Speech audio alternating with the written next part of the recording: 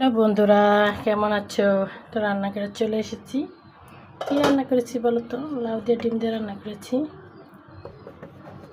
ভাত রান্না করি নাই, ভাত আগেরই আছে ফ্রিজে, ওখান থেকে খাবো। কারণ বাসায় মেয়ে নাই।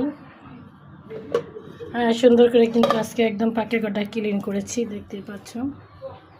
কারণ অনেক দিন ধরে ক্লিন হয় না, কারণ বেড়াইতে গেছে অনেক দিন ধরে ক্লিনটা হইতেছে না। একদম সুন্দর করে একদম ক্লিন করে ফেলেছি।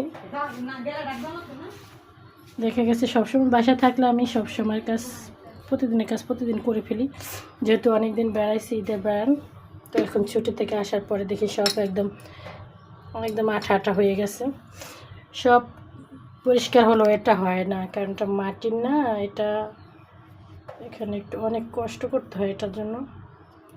এটা পানি অনেক ঠান্ডা, দেখছো? এখানে দেখি ঠান্ডা কাপড় দিয়ে রাখবো। এই আমার অবস্থা। বাসায় কোথাও বেড়াইতে গেলে অনেক কাজ জমে থাকে। এটা কি করবো জানো? আমাদের দেখাই। এটা একটা ভিজা ন্যাকড়া আছে না, ন্যাকড়া দিয়া এমন করে রাখলে তাহলে পানিটাও ঠান্ডা থাকবো। আর এটা তো মনে করো সাতকুড়া টাইপের একটা পরে না, ওইটা পরবো না। আর পানি ঠান্ডা রাখার জন্য কিন্তু এটাই বেস্ট অপশন। মানে আমি ফ্রিজের পানি খাই না। বলো তো আইডিয়াটা কেমন হলো? কারণ মাটির জিনিসের পানি খাইতে কিন্তু ভালো লাগে। এটার উপর দেখো পানি দিয়ে দিলে পানি সবসময় ঠান্ডা থাকে ফ্রিজের মতো।